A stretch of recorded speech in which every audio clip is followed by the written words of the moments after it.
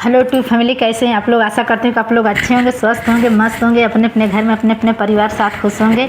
और देखिए, मैं एक बहुत सुंदर सा नाच कहरवा गीत सुना रही हूँ। बहुत बढ़िया गीत है, आप लोग सुनिएगा। सुन के चैनल को लाइक सब्सक्राइब कमेंट करिएगा और बताइएगा कि मेरा गाना आप लोगों को कैसा लगा।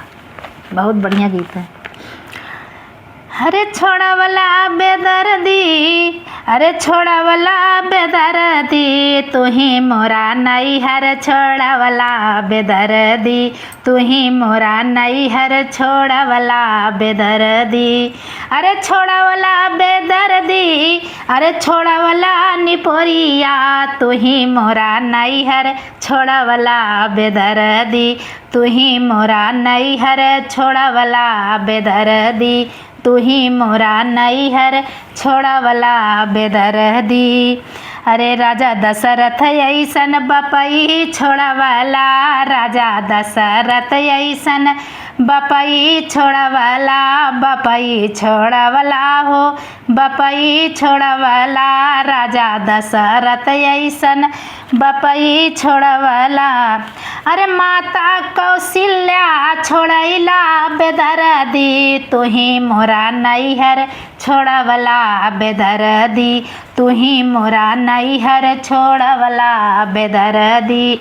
अरे छोड़ा वाला बेदर्दी, अरे छोड़ा वाला निपोरिया, तू ही मोरा नैहर छोड़ा वाला बेदर्दी, तू ही मोरा नैहर छोड़ैला बेदर्दी। राम लखन दोनों भैया छोड़वला, राम लखन दोनों भैया छोड़वला, राम लखन दोनों भैया छोड़वला। अरे सीता ऐसन भौजैया बेदर्दी, छूट गई सीता भौजैया बेदर्दी, तू ही मोरा नैहर छोड़वला बेदर्दी, तू ही मोरा नैहर छोड़वला बेदर्दी।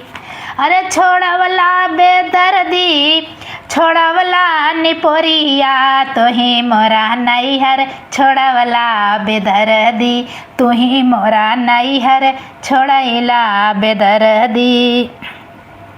अरे अंगनैया के सखिया छोड़वला, बचपन के मोर सखिया छोड़वला, अंगनैया के सखिया छोड़वला।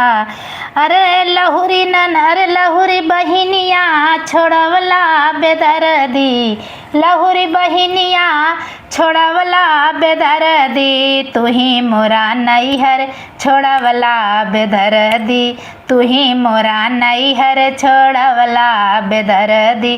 छोड़वला बेदर्दी, छोड़वला निपोरिया, तू ही मोरा नैहर छोड़वला बेदर्दी, तू ही मोरा नैहर छोड़ैला बेदर्दी, तू ही मोरा नैहर छोड़ैला बेदर्दी।